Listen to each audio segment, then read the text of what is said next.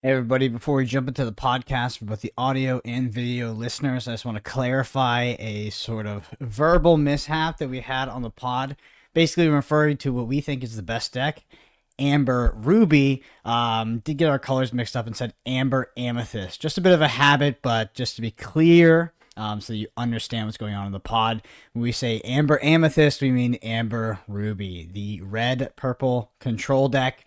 I think in the future, I'm just going to use the color names. These Sapphire, Amber, Emerald, they get very confusing for me sometimes, I guess, now that we're in the beginning of the game. Anyway, just want to clarify. So when you hear Amber Amethyst, it is Amber Ruby that we are referring to. Apologies for that. And thanks so much for listening. Let's get into the pod.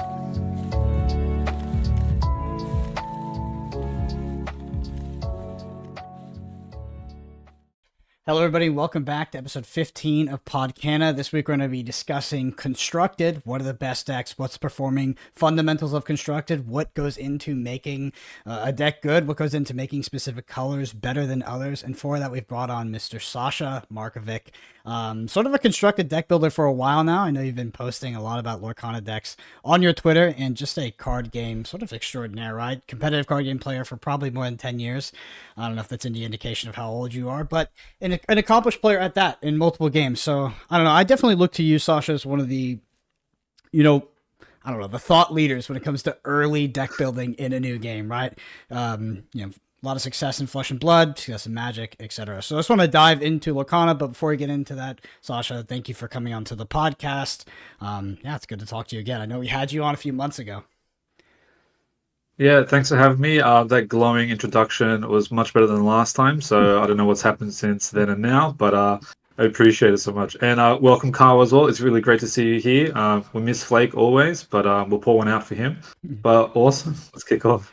All right, so let's just talk about fundamentals of what sort of makes a deck good. Like, what are things you want to be doing in a card game like Lorcana? And I think that the first thing that jumps out to me is card advantage, especially in a game like this. Sasha, you've talked about going negative on cards, but I think it's turn 7 if you put down a card in ink every single turn. And Lorcana has a bit of a stigma towards it. If you've played the starter deck version of the game, or just any sort of limited version of the game, maybe the sealed deck, you quickly find yourself in what we like to call top deck fiesta.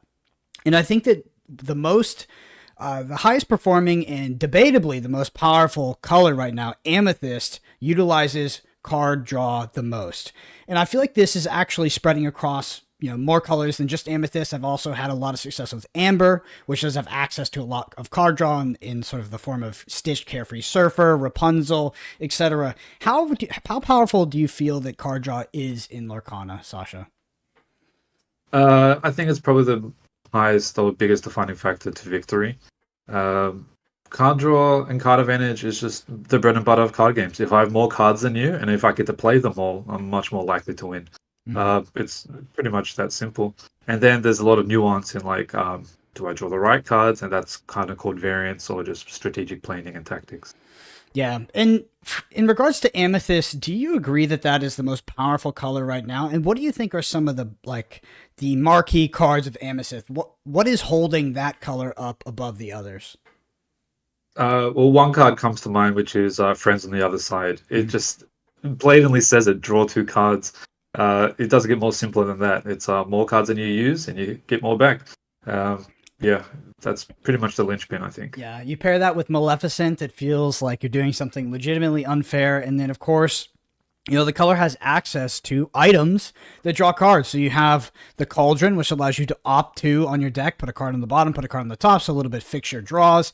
And then you have access to the Magic Mirrors, which are the thing about Lorcana is that if you looked at all of the cards in a vacuum, or at least not holistically, I think you would gravitate towards cards like Dr. Facile and things like that as being some of the more powerful things you can do in the game. But the issue is that creatures or characters, whatever you want to call them, are interactable, while items are, but not really, right? It's very hard to interact with items, so you place your permanents, like the Magic Mirror on the board, like the Cauldron on the board, and your opponent really needs to be playing a specific color to deal with that, and then also needs to draw that specific card. Seems like that is sort of the paradigm shift in Lorcana right now, as you see decks utilizing these permanents via items to create engines and get advantage over their opponent. Do you agree with that, Sasha?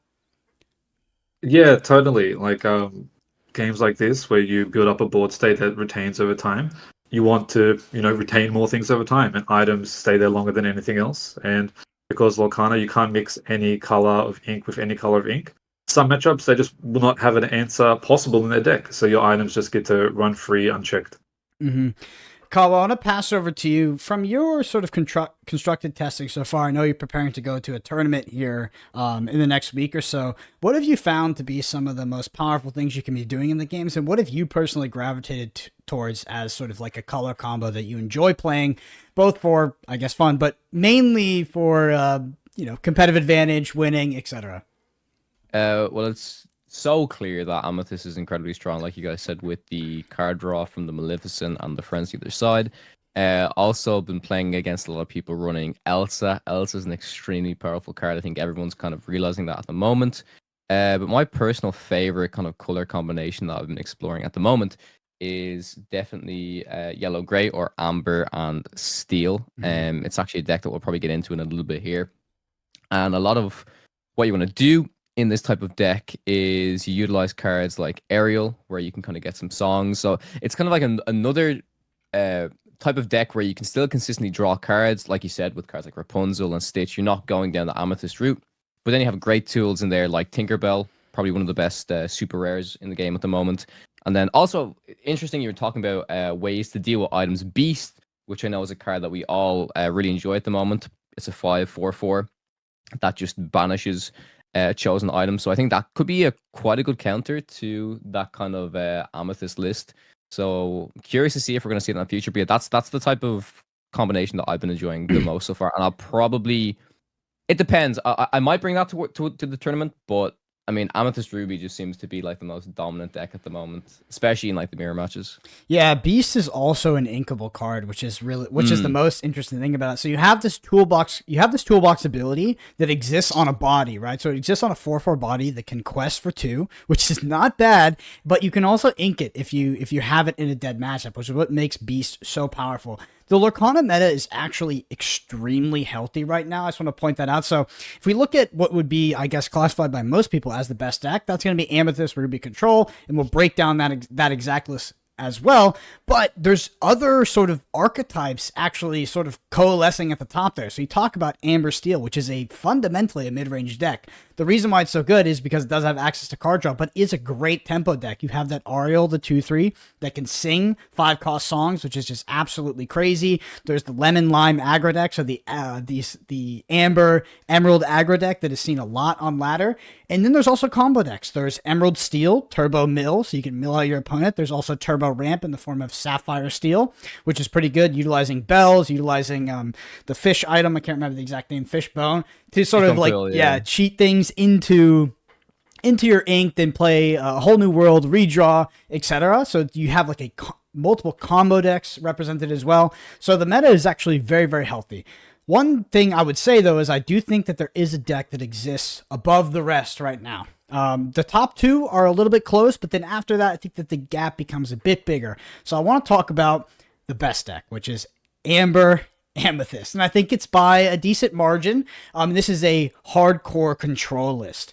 I'm just going to go through the exact cards. First of all, this is a 64 plus card deck. People are playing over 60 cards because in the mirrors, just due to the way these decks function, there's not a lot of variance actually. Like the decks kind of play out their entire card, the entire deck against each other because it goes so long. They both have engines, etc. Like one can high roll the other by getting access to Magic Mirror early, getting access to Collagen earlier. But outside of that, the game is actually not, it doesn't really feel like a card game. It feels like chess. It feels like an attrition based on resources, and it goes very, very long. So they play 64 plus cards to prevent that fatigue. But the list. So first off, it's for Archimedes, which is the 2/2 purple bird, right? It's just, this is a resource card effectively.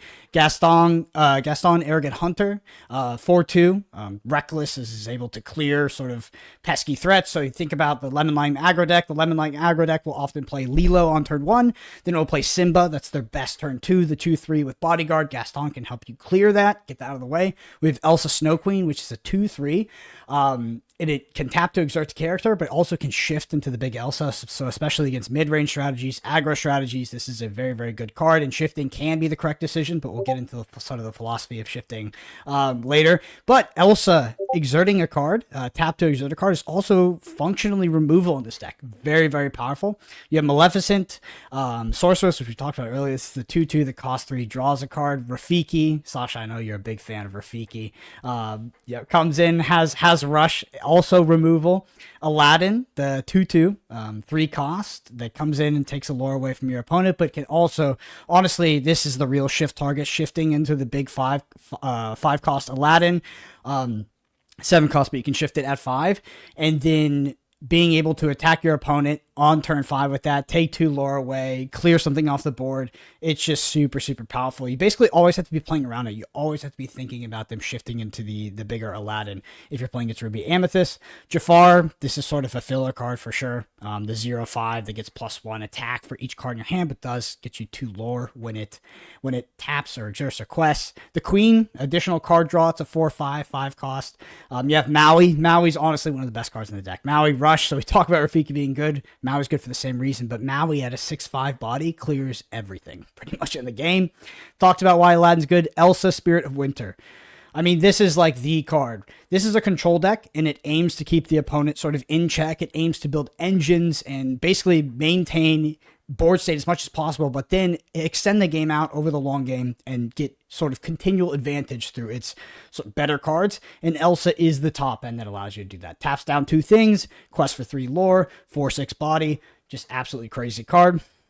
After that, we have Mickey Mouse, Brave Little Tailor. This is the 5/5, basically just quest for a lot. Put it on the board, your opponent must answer. Might be sort of getting Be Prepared out of them, getting Dragon Fires. Like I said, if you go into that Control Mirror, it's very attrition based. So, a Mickey Mouse taking out a Be Prepared out of your opponent's hand is very, very powerful. And lastly, for the characters, is Maleficent, Monstrous Dragon, 7/5, 2 lore, but ultimately why you play it is because when you play this character, you choose to banish chosen character. So it is a 2-for-1 on a body at 9 cost, and this deck will frequently get up to that 9 inkwell. Then for the spells, just real quick, we have Befuddle, which is effectively you just ink it. If you're playing against aggro, it can buy you some tempo. Dragonfire, spot removal. Friends on the other side, card draw. Be Prepared, board wipe. Wrath of God from Magic the Gathering, best card in the deck probably. Shield of Virtue. This allows you to untap your character after it is attacked or quest, and this is very powerful. Great with Aladdin. Yeah.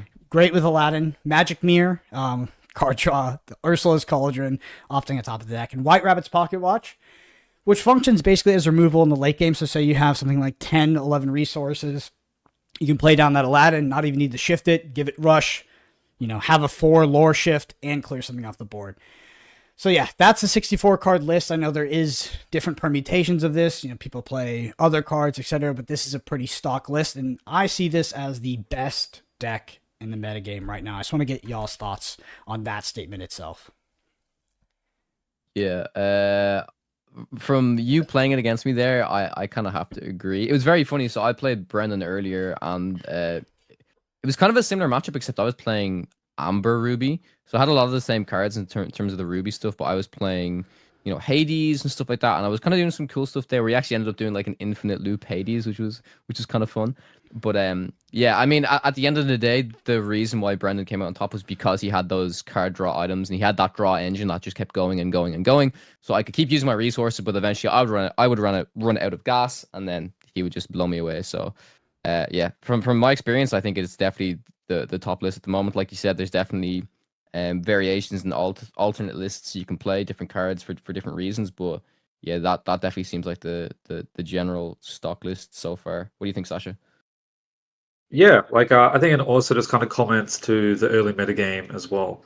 Like when games are young, doing the most powerful things that are obvious and don't require a lot of hoops to jump through tend to be the most prominent and successful. Like this gives you card advantage, this gives you the biggest threats, and it has consistency. That's pretty much everything you could ask for. So Ruby Amethyst all the way, at least for now. Yeah. How do you think you beat this list, right? Because I think the idea, I don't know if there's any other control list that can sort of rival it, at least not in terms of matchup spread. I do think there are control lists that can beat it potentially in the control v control matchup. Maybe playing something with steel that has access to breaking items. Amethyst steel can be a tough matchup because they can effectively get items out while you can't, but you don't have access to Be Prepared. Nevertheless, Sasha, how do you think that, if you're looking at competing in this meta right now and you don't want to play Amethyst Ruby, what sort of deck should you be looking at to combat this? So there are a few things that you just need as a prerequisite, which is you have to have your own engine that they can't interact with, or you have to interact with theirs. So whether that is playing Beast, which is just this all-star, like you can ink it, either like Quest for 2, has a decent body, and it destroys engines. That card is just amazing. Or if you just have ways that they can't interact. Like, there is no equivalent of haste in this game to Quest. Like, we have Rush to challenge. The closest thing we have is like Aladdin, or like the Simba and the Takar, or the Eye of Yeah. the Fates. Yeah. Yeah. Eye of the Fates. Yeah. That's like kind of a pseudo haste if you already have something on the table. So yeah, those are things that their control decks can't really interact with, but those don't exist right now. So maybe we get that in the future, but it's also pretty powerful to be able to just gain lore unexpectedly against an opponent. Yeah, I think you're actually, if you're not playing the mid-range deck, which we'll go over after this, the Steel Amber deck, I think your best bet is potentially to go under the deck. And I mean that by playing an aggro deck. So playing this sort of lemon lime aggro list. By the way, all the lists will be linked in the description. But this list, they can basically put enough pressure on board that, the control list can't get its engines going, can't play its big cards like Elsa, can't play things like Maleficent, so is left with functionally a lot of dead cards. You try to beat them before something like turn 7, right? Or effectively beat them before turn 7, before they can be prepared you. Lemon Lime aggro, I think it's a strong list, to be honest. And it does fundamentally powerful things. It just lacks sort of access to a draw engine. And because of that, I think that it loses to both itself and terribly loses to the mid-range list. So like this list against any sort of mid-range list, it seems like it's basically hopeless. Especially if they're able to clear things like Lilo pretty easily, which the mid-range steel list can, right? Because they shift into Tinkerbell. Tinkerbell clears your Lilo, even if you're protecting it with a Simba. But yeah, I don't know. Have you guys had any experience playing this Emerald Amber aggro list? I know you're a big fan of Cusco, Kawa.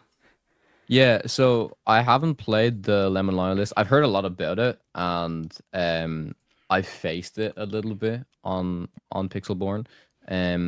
But I've only played like Steel Emerald, which kind of has like Cusco and Hans and that kind of type of list. Which that's a really fun list, by the way, as well. That like if you guys want to try something different, I recommend checking that out because they can do a lot of fun things. As in like these cards like Flynn Rider and Cheshire Cat that like you just kind of build up a board and eventually they have to deal with it. But then if you're just facing the Ruby Amethyst list, they just be prepared and everything's gone, right? So yeah, I mean that could definitely be a way that you try and beat it. Like if you can get as much stuff down as quickly as possible with that lemon lime list, then you could do it. But I personally have not kind of seen that matchup, so I'm curious to see how that will roll out. Yeah, I'm really excited to talk about this Amber Steel list though, because I think it can definitely do some exciting things. And like you were saying earlier, Brendan, I think it does extremely well against pretty much every deck besides Ruby Amethyst that I've seen so far, anyways.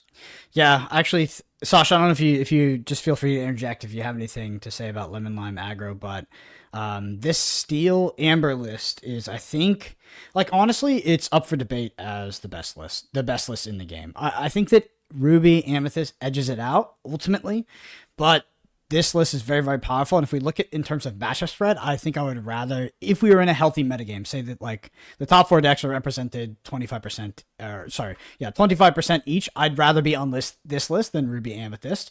But if the field is 50% Ruby Amethyst, I'd rather be playing Mirrors. And so again, the link to this deck list will be in the description. But fundamentally, what this list tries to do is basically play out on curve, which is it's kind of funny. So you want to have like a nice 1, 2, 3, 4, but more just 1, 3, 4. And usually you have the 1 just to clear kind of pesky threats. So in the form of Captain Hook or Prince Eric, which is a 2 cost, just to clear anything that could be nasty on board, like an early Lilo. You don't want to not have a access to sort of a clear for that. But then it plays Ariel, and Ariel is actually kind of a key card in this deck. So Ariel comes down as a 3 cost, 2, 3. It lets you look at the top 4 and find a song. And this deck is built in a way that you have enough songs that you should be hitting it consistently. So Ariel effectively replaces itself. So it's sort of like Maleficent, but then it has a keyword called Singer 5. And Ariel can actually sing and cast all the songs that you have in your deck. So even the 5-cost ones, things like Grab Your Sword, things like that. And it's very, very powerful to do with the 3-cost to sing Grab Your Swords and clear the entire board, especially against aggro. That's why I think this list is like probably 75-80% against aggro, just flat. Not even taking any variables into account, just absolutely counters it. You have a Tinkerbell, which we talked about, is a card that is useful on its own, but also you can shift 4 into the big Tinkerbell, which will do 1 damage to everything. And if you shift into it, you can attack something, you kill it, you deal another 2 damage. Just so much board clear, so much control. Your 4 costs are both in the form of Hans, 13th in the line, sorry, and then Rapunzel, gifted with healing. And Rapunzel's really the backbone of the deck, to be honest. Rapunzel, honestly, we'll do a little debate what we think the best cards in the game are right now, but I think the Rapunzel might be it. Basically, 1/5 body, they can quest for 2, but heal 3 damage, and for each damage that it heals, you can draw a card. So consistently, you're going to play Rapunzel and draw an additional card, but it is not uncommon whatsoever to draw 2 or 3 cards, especially in the context of having things like Hans on the board, because Hans says whenever this character quests, you may deal 1 damage to chosen character. So you can ping your own characters. Then play Rapunzel, then draw 3 cards, which is very, very powerful. The top end of this deck effectively is that Stitch Carefree Surfer. So your opponent can play around Stitch Carefree Surfer. They can try to use removal to keep you off 2 characters, even if they're using it inefficiently. But your top end of playing a 4/8 that quests for 2 and effectively draws 2 cards most of the time is absolutely busted. Like, it's so hard for most decks to compete with that. And even the control decks will struggle to out card advantage you when you play this deck, because this deck draws so many cards, and it has that toolbox sort of option in the form of Beast to blow up the mirrors. So while I say that Ruby Amethyst is a little bit better than this list, I do think this list is extremely competitive against it. I think it's a 55-45 at best for Ruby Amethyst, and this list is very good. This list also has cards like You Have Forgotten Me, which is a ridiculous card. Each opponent chooses and discards 2 cards. I've played this and hit 2. What did I hit against you recently, Kawa? You hit me. You played it, and you hit my Cusco and the Whole New World, and I was like, "That's game." Yeah, it's game, because like when you get rid of that card, it's like, wow, hitting multiple Whole New Worlds. Like, this card is really, really good. It's at its worst against control sometimes, right? Because control won't care about discarding this card. It has the engine, etc. But against aggro, it's just like, it feels like it's an auto win if you cast this card. One thing I want to note is that the songs in this deck, Grab Your Sword, Hakuna Matata, Part of Your World, Be Our Guest, you pretty much only cast Grab Your Sword in Part of Your World. Be Our Guest and Hakuna Matata are effectively resource cards most of the time. Obviously, you can cast them, but what you're doing is you're playing Ariel, and you're replacing itself with a card that you will now ink. You don't really play Hakuna Matata. Sasha, I'm not sure if you've had a chance to sort of play this list, but I just want to get your thoughts on it, and just from like a fundamental standpoint and how it can compete in the metagame. Totally. Just like kind of how I alluded to beforehand, half the cards in this deck are effectively Maleficent Sorceress in disguise, like the Ariel in particular, and there's the Impulse variant. I'm not exactly sure what it's called. But yeah, all these cards replace and churn over, and they stay on the table and progress the game state. So that is like the next way to attack the metagame, I would suppose. But yeah, like, you're totally right. Like, these cards just keep replacing themselves. They keep doing the things, and they pretty much eat anything that's below them. It's like lower on the curve compared to Ruby Amethyst, which is higher on the curve. So yeah, it is perfect mid-range deck to find on the day one. Yeah, and I'm a big fan of this, just like the smash in this deck as well. To have a card like that can still offer a bit of removal, right? Because we said like the interactability is so important in a game like Lorcana, to be able to deal with pesky things that you can just throw 3 damage at. And it's even why I love Hans in this deck as well, right? Hans seems like such a really cool card to, you're going to be questing him anyways, and then when you quest him, you just get a really good advantage from him, like, as well, which is like super sick. Looking at Moana in this list as well, like, she's good because she's obviously 3 lore and stuff. I'm assuming the main reason you're playing Moana in this list is so you can like sing twice. Is that correct? Because you don't really want to ready your princesses again most of the time. Well, I guess it's just to protect them, right? Yep, to protect them. Yeah. Also, Quest for 3. So Moana's a card that I wasn't playing in the version of the list that I played. But I mean, this version, I mean, it's totally legitimate. Like, you can play the Moana, you can protect them, etc. One thing I want to say about this list is we talk about the card engine, like the card draw, things are placing themselves, Rapunzel's drawing, way too many cards than they should be.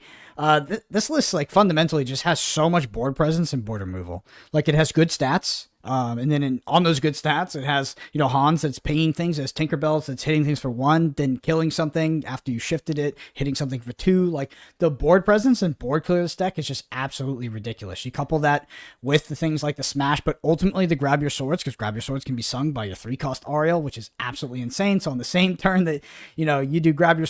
You can also shift Tinkerbell and then have Tinkerbell sing Grab Your Swords, which is crazy. So you're doing 3 damage to everything on the board. Yeah, ultimately the deck, it is fundamentally a mid-range deck. The mulligan is very, very easy. I think that, mulligan is one of those concepts in Lorcana that most people will probably get wrong for a while, because it is confusing, because the mulligan is much more powerful than any other card game you've probably played. But this deck is very easy to mulligan. You basically look for 1, 2, 3, or 1, 3, 4, or 2, 3, 4, and you just look to curve out, and that's sort of enough for this deck. You just ship back the sort of the high cost stuff. You ship back all the songs, usually, because your Ariel's ultimately going to be grabbing them. And the way that this deck is structured in terms of ratios is, the idea is when you play Ariel, you have a very, very good chance of hitting a song every single time. That's why we have things like Hakuna Matata in there, which looks like a dead card. You're like, why is Hakuna Matata in my deck? So Ariel can grab it and then ink it. And you have a bit of recursion in the form of part of your world to grab, toolbox threats back. So yeah, I think that this deck is very good and is actually very good against, it's good against Amethyst Ruby. I don't know about very good, but it can definitely compete. You can win a lot of games versus Amethyst Ruby. But I would say in terms of matchup spread for the rest of the metagame, this deck just absolutely destroys everything else. It destroys, Turbo Ramp, Sapphire Steel Ramp. It destroys other mid-range decks, and it just absolutely... Lemon Lime, yeah. Lemon Lime has, I think it's actually it almost has 0 chance for this deck. It's absolutely... absolutely crazy. Sasha, what do you think is the best card in the first set of Lorcana? That's a loaded question, because there's a lot of context and perspective and what people value. Like, you could argue for impact, you could argue for consistency. I personally think long term it's going to be a whole new world.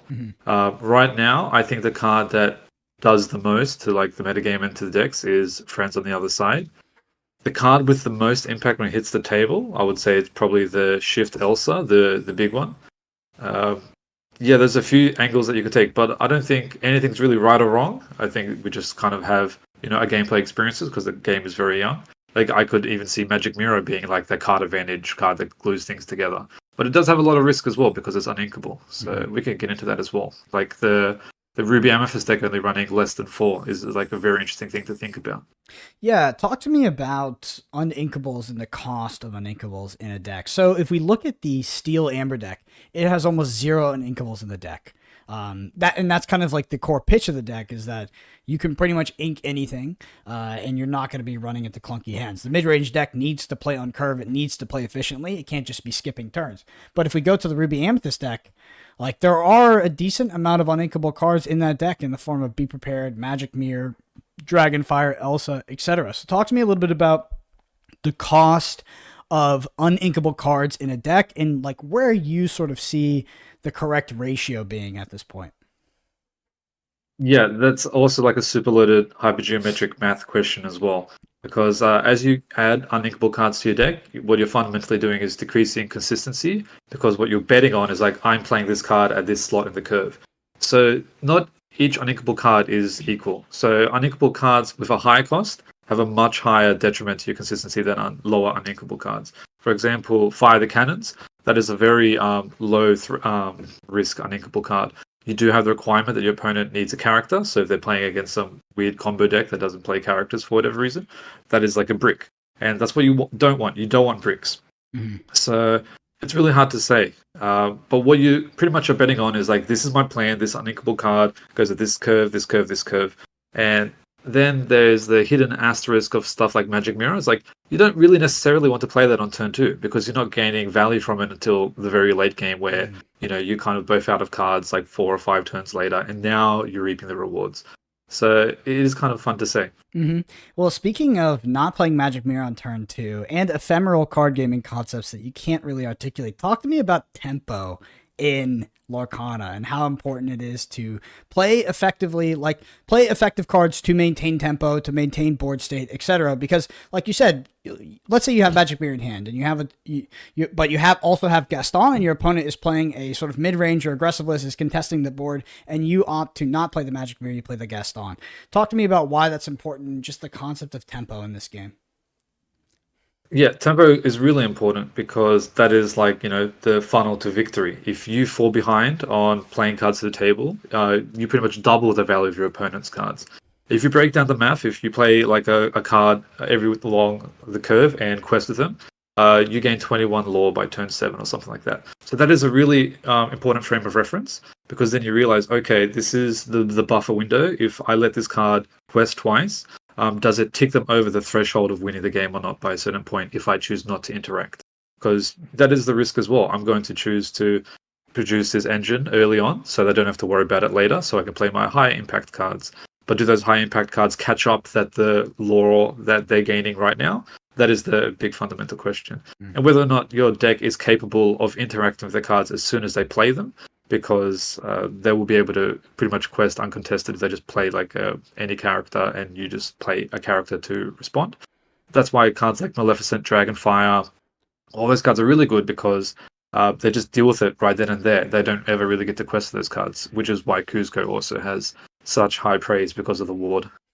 Yeah, we talked about Kuzco, I think, in the group chat. Or Kawa was saying, "Hey, what do you guys think of Kuzco? It seems like a really good card." I was like, "Kuzco is a good card, but the downside is you have to play Emerald." I have some takes on cards. I just want to get y'all's reactions and feedback.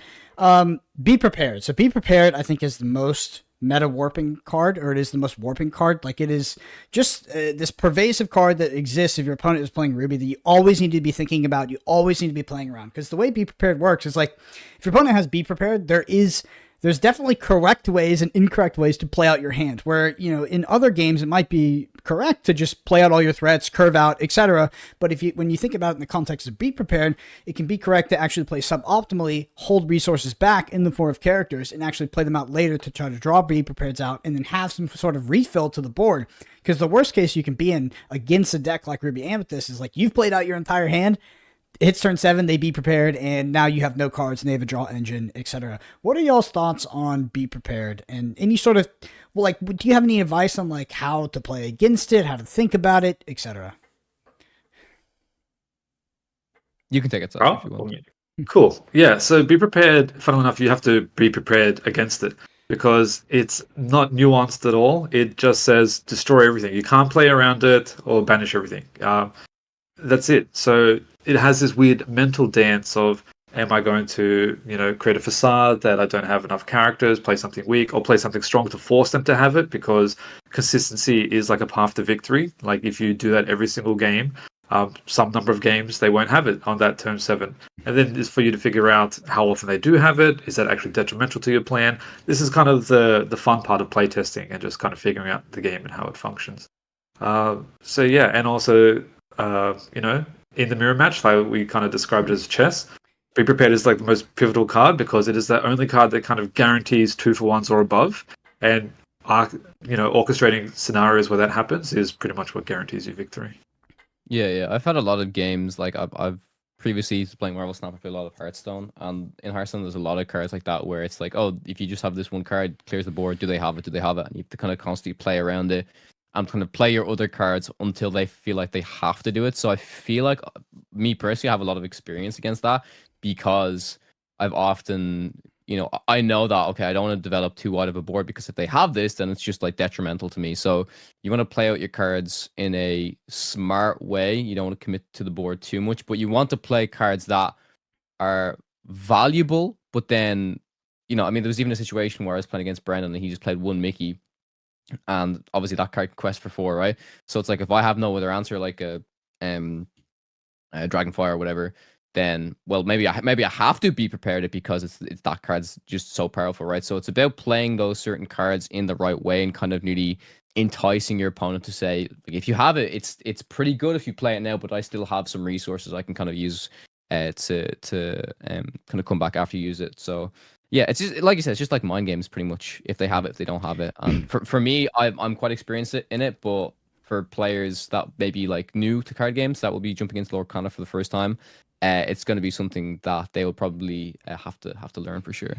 I think the Ruby Amethyst mirror comes down to things like be prepared, but just fundamentally just outvaluing your opponent more often than not, right? It's a value game. Just the way that Lorcana works, like it's just there is variance in Lorcana. Like you will play games where you get blown. Well, an aggro deck will run you over. You'll draw bad cards, etc. But the Ruby Amethyst mirror is like there's not a lot of variance. One player can get access to their engine earlier, and it can be very hard to compete in that case. If you don't see your magic mirrors, they have Cauldron mirror set up on you with shield, and you're like, oh god. But outside of that, it literally feels like you're putting up a 64 card deck versus 64 card deck, and you're playing like this game of chess, right? And it's just you just have to find ways to outvalue your opponent, whether you're getting higher value be prepared, you're dragon firing better targets, etc. So it's a super technical matchup.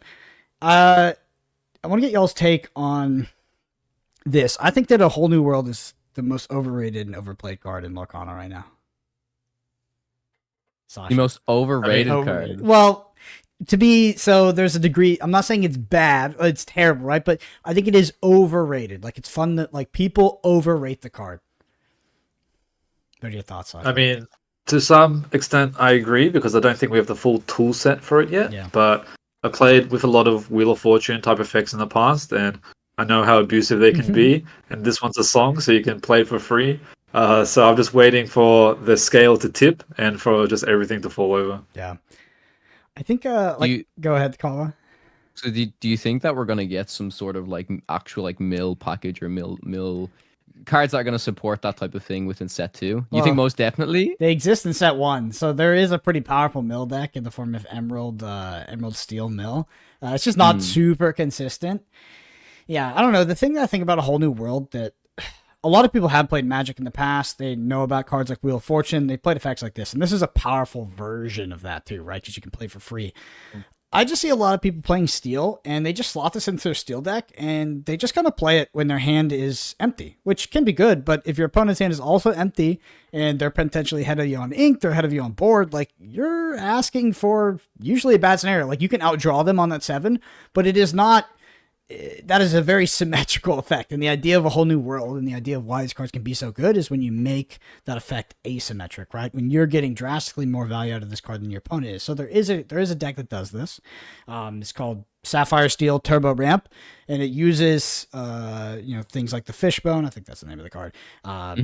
Etc. to basically play a bunch of those cards into ink, get to turn 5, and then use A Whole New World while their opponent has like 4 cards in deck, and basically do it over and over again. And they play their cards out so fast because they're able to ink 2 cards in a single turn, and they have so many resources as a result of that their opponent is not able to play out the 7-card hand. That's like that in the mill deck are the only real use cases where I'm like, yeah, A Whole New World is good. If a mid-range deck or an aggro version of Steel plays it, I'm like, yeah, I don't know about that. It can work out, but it seems like a lot of people are misusing it right now.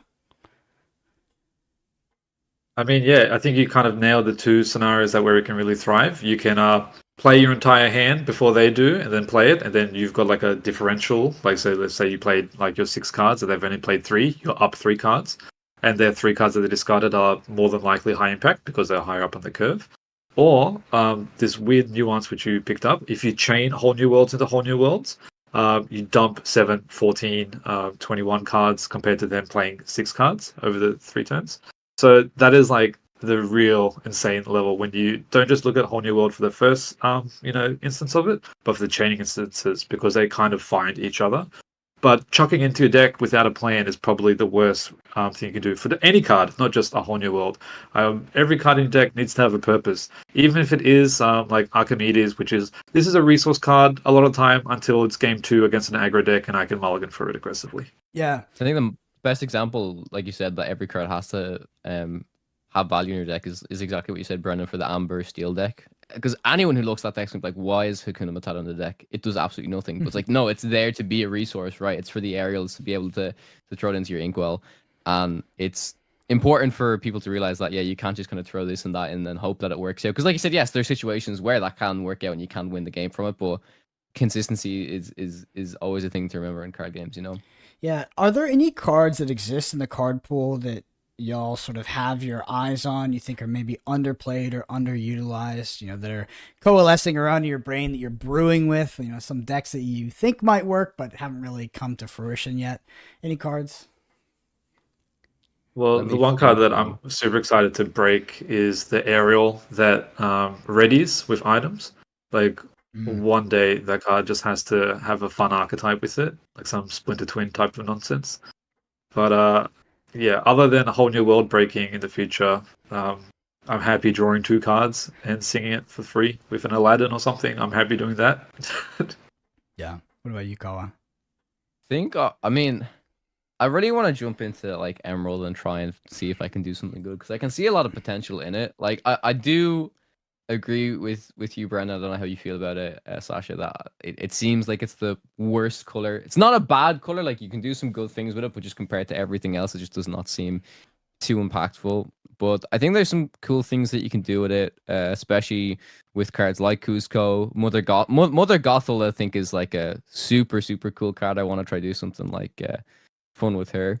Mm-hmm. And just to be clear, I think I already know the answer to this question, but for any cards that have ward on them, it's not like a shield against be prepared, right? It's just like they can't. Yeah, it's just that it can't be chosen. So yeah. I mean, I'm excited to try and explore that a little bit more. I know you were talking, Brendan, about some of the like Lady Tremaine decks. I think you kind of explored that. That's from a long time ago, but there's a Lady Tremaine deck in the form of the Emerald Steel Mill deck. It does utilize Lady Tremaine to get back those whole new worlds, things like that. So my rogue deck, or like I'm not even talking about a specific card, but there's a deck that I think is a bit of a dark horse in a rogue deck that people are not giving enough respect, which is Emerald Ruby Evasives. I think that deck is actually pretty good. And we've seen like some people, some ladder players, some content creators start to pick up that deck. There's just not a lot of interaction, right? Like you talk about Be Prepared and the spot removal that exists in Ruby Amethyst, but if your whole entire deck is pretty much designed to not interact, like, and you play to the board accordingly, like the evasives can actually be pretty strong. And most of the other, like, honestly, most of the decks right now are not constructed to effectively beat evasive decks. That's sort of my rogue deck right now, I think. But it's hard to say. Yeah. Go ahead. I think that's a classic take. Like, evasion comes after everyone's, like, figured out how to, interact with each other. Turning Maui and Gaston into bricks. Imagine you just like turn their like highest rate cards into just like these do nothing things that are just gonna like rot in their hand or end up in the inkwell.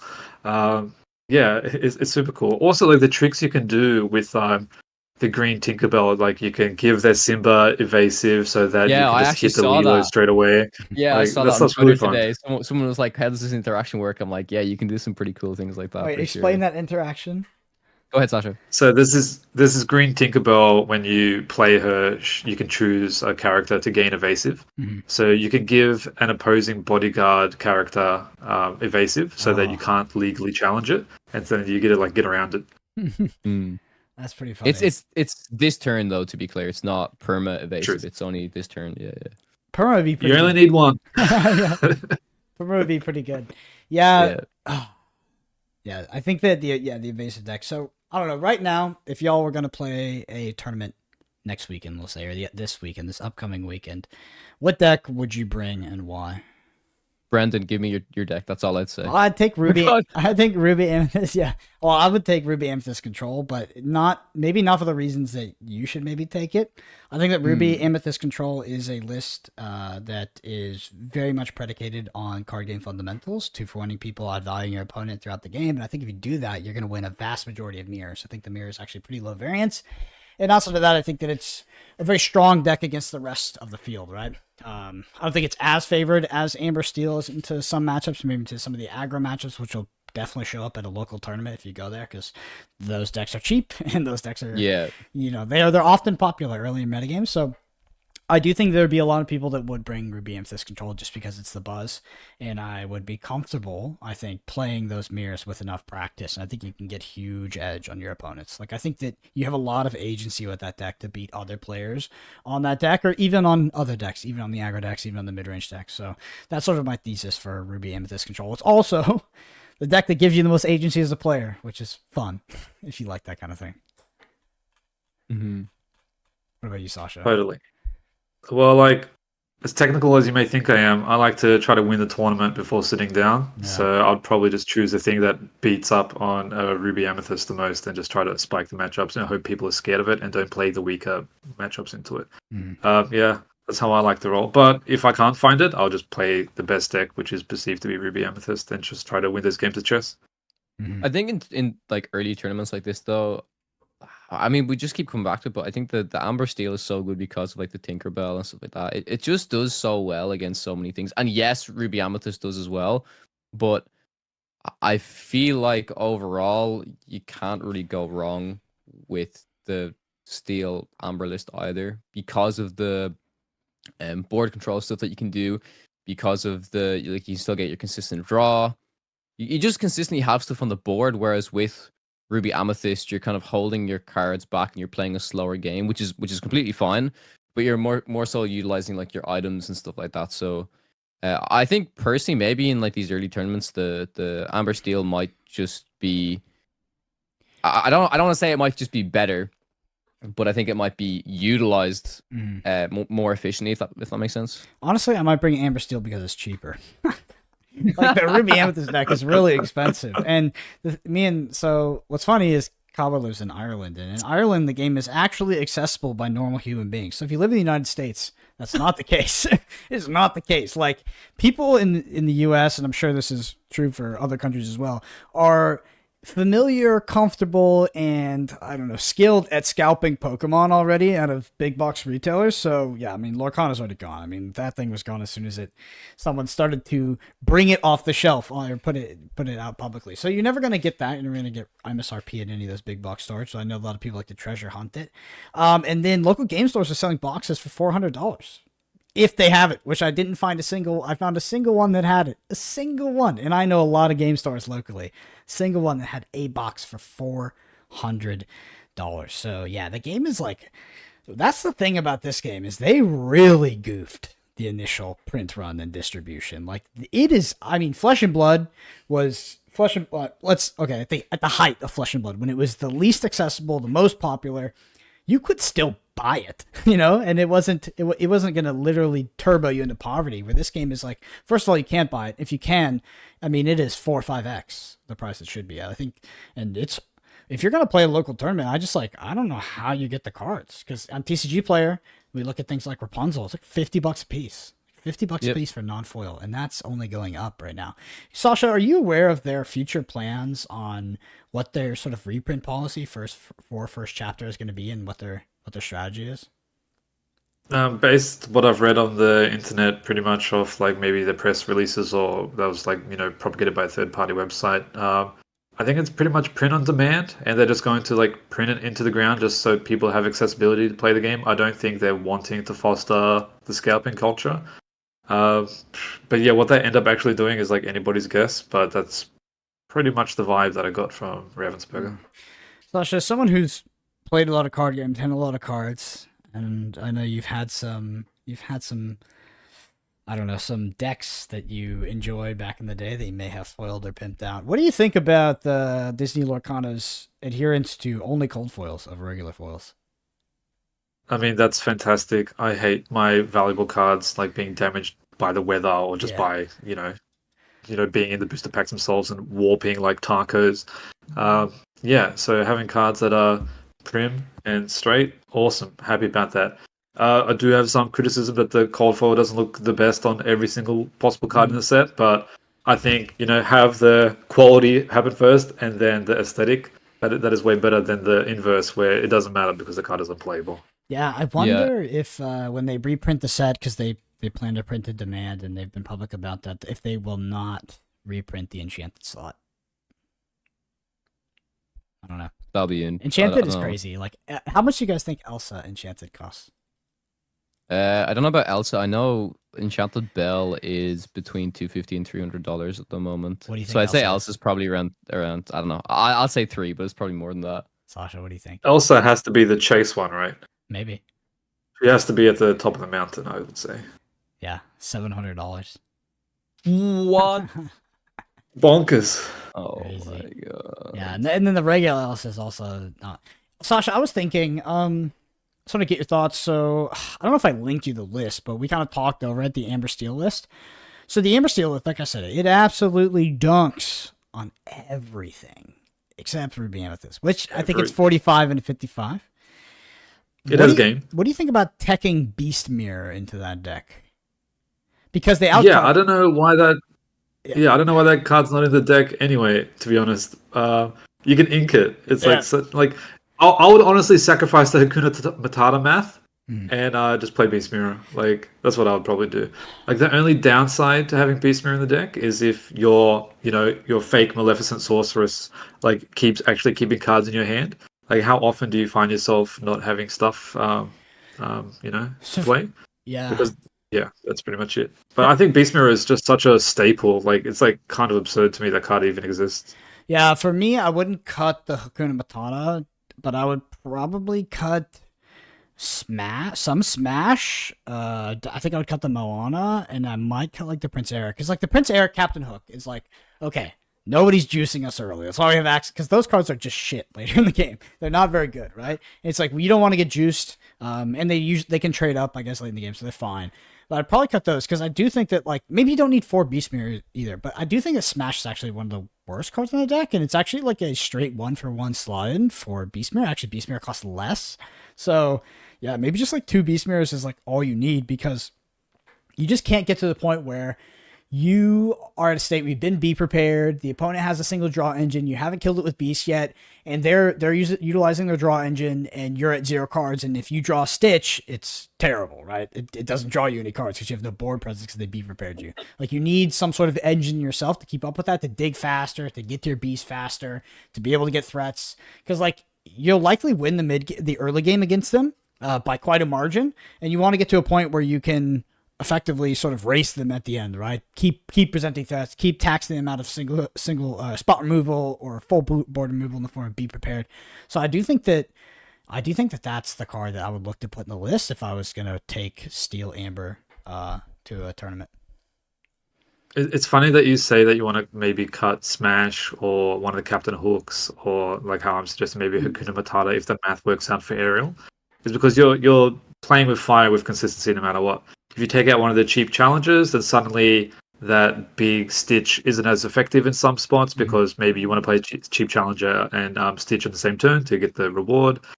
Same with Hakuna Matata. If you cut Smash is actually one of the best cards to have if you're playing Beast Mirror, because it's like a free way to interact as you're churning through your deck. It just happens straight away. So there's like pros and cons with no matter what you cut. Yeah. Which is the fun part. You get to choose the risk. You have agency over where you want to actually lose games or win games. Yeah, I do think that this card, You Have Forgotten Me, which I think is just a great card. Just like, it's crazy because it's so good. But I do think it's actually bugged on Pixelborn right now. You actually can't cast this card unless your opponent has 2 or more cards. And the text says each opponent chooses and discards 2 cards. I feel like that wouldn't limit you from casting it. Right. Yeah, but are you saying if you top deck it and that's your only card, like surely you can't play it, you discard nothing and then they just discard 2. Or do you think it should work like that? Well, it should be agnostic of how many cards your opponent has in hand. So if your opponent has 0 cards, because like on Pixelborn, if your opponent doesn't have 2 or more cards, you literally can't cast it. Like it won't let you. It won't let you drag the card. And this card shouldn't actually be checking to how many cards are in the hand before it is cast. That wouldn't really make any sense. So I think it's actually bugged and still one of the most busted cards. Yeah, this is the hard thing when we don't have comprehensive rules. We're not sure if it's like pretty much every other card game, which is fulfill the effects as much as possible and then it like kind of fizzles, or whether the effects need to be guaranteed for it to be cast. Like, it's hard to know. Can I ask you about comprehensive rules, judge programs, etc.? Like, that is obviously pivotal to sort of letting a grassroots tournament scene foster and, I don't know, come about, right? And we don't have that yet. Like, what are your thoughts on that? First of all, Ravensburger not releasing that with the release of their game, and to what detriment is it to people trying to host local tournaments and trying to play this game competitively? Well, I think you only add risk to the play experience by not having it there. As soon as two people disagree on something, which is inevitable because we all have interpretations of different card game backgrounds or no card game backgrounds at all, there's just a genuine curiosity of how does this work. Like arguments happen. Someone feels bad, someone feels good. It's some zero, usually some negative. So yeah, I think it's kind of a punt by not having even just an FAQ for like the most common weird rules, things that could happen. For example, the discard two cards card. Can I play this? Like every card in the companion app should just have like a quick FAQ on scenarios. Like I think that's like a very low bar to set. Yeah. And whether around the judge program, that kind of is a big question around OP and whether or not that is something they want to really delve into and actually, foster. I think it's cool to foster a judge community because it just has people who are arbiters and like advocates for the game. The more people you have singing praise, I don't see the downside with that. Yeah. And it's interesting because I know Ravensburger is not planning to do any official organized play, hosted by them for at least a year. But I do think that Lorcana is a game, and now playing it quite a bit in Constructed, seeing what the meta looks like the replayability, the depth, etc. Seems like a game that would really take off in terms of grassroots. And I talked to a lot of grassroots tournament organizers when I was at Flesh and Blood Nationals a couple of weekends ago, and they all want to do it. And the reasons why they can't are judge program concept rules, but actually the most important is none of them have product. Like none of them have product, so they can't. No prize support, nothing. Tell them I'll sell them some products. Yeah, that was a product. Yeah, just $500. Hook us up. Yeah, it's funny because I bought about 38 packs yesterday, just in like 38 singles. Wow, and, how the fuck did you do that? It's so funny because the funniest thing was I walked into the shop and of course like the lady's like, what's the obsession with all these? She was like, some dude came in yesterday and spent 1,000 like euros on these things. She's like, what's going on? I'm like, it's good for you, right? It's just more money. She's like, yeah, I guess so. Wasn't it like some Scholastic? What kind of store was it?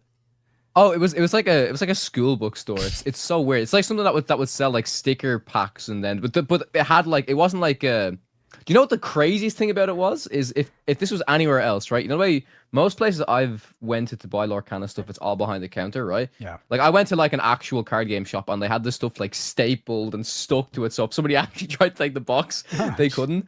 But here it was like one of the stands where everything was just on display. So you could just have like kids or anyone, like if you really wanted, you just take them. So it's like it's crazy to me that when I was at the Ravensburger booth at Gamescom, when they're like, counting the cards, making sure people aren't taking one or two. But then there's certain places that obviously don't, like, they're just getting stock in. They don't actually know the value of some of the stuff. That one card in this pack could be $300, $700, But yeah, it was kind of crazy. I think a lot of the stock is gone now, but we, myself and my girlfriend, we went on a bit of a scavenger hunt yesterday, which was pretty fun. We went to like 3 different places. We found this like little tiny like school books shop with a whole stack of Lorcana stuff. I'm like, oh, godsend. That's amazing. I'll tell you, Lorcana is so egregiously scalped right now that it would be profitable to have Kawa tell you what little school store in Ireland has stock and to buy a flight that day, fly to Ireland, buy product, and then sell it. You would make money. You would definitely make money at this point. Because you're getting boxes for like $100, where here they're 400 and they're only going up. I mean, I've bought the most I've bought is I bought a box. This is even for like the most I spent was there was one box was 180 at one stage where they were a little bit more rare. But most of the boxes I bought were like 140 because I bought them at the actual booth, and then all the singles here they're about like $6, which is I think standard. But then there's some places selling like singles for like 12, 15 a pop. I'm like, man, like what? Crazy. Honestly. Y'all are spoiled. All right. Well, we covered a lot today. We talked about the meta. We talked about constructed fundamentals, etc. So I want to thank you, Sasha, for coming on. I'm keen to sort of explore more Lorcana with you. I know you and I have been playing games together now for a long time, so hopefully there will be tournaments to travel to. But actually, can I make a note of something? There is one big tournament that was announced. It's in Miami on October 21st, I believe. We can get more details for you guys. Maybe we'll leave a link in the description, or we can get more details. Sasha, are you in Dallas? Sasha, where? I'm in Dallas. I am in Dallas. Is that the weekend week? Or that is the weekend that we're doing the thing in Dallas. Okay, so So we could maybe divert. yeah, We could actually, yeah. maybe divert. Instead of playing the Flesh and Blood Calling tournament in Dallas, which is a major tournament for Flesh and Blood, we could go play Lorcana in Miami potentially. You know what the thing for me is that kind of sucks is I'm very much considering I'm in the States at that time because it's TwitchCon that weekend, and I'm thinking of blowing off one of the days of TwitchCon to come down to Miami, which sounds kind of crazy, but who knows? What I are they mean, playing for? How much? I have to look it up again, but I don't know if it's anything crazy, but it was the biggest one that was announced so Interesting. far. So we can leave a link in the description. We can talk about it maybe a little bit more next week as well. Yeah. Interesting. All right, Sasha, thanks for coming on. I just want to give you some time to talk about where people can find you, what you're up to, etc. Cool. Thanks again so much for having me. For what it's worth, I'm mainly active on Twitter/X, whatever it's called these days, at Mark of Victory.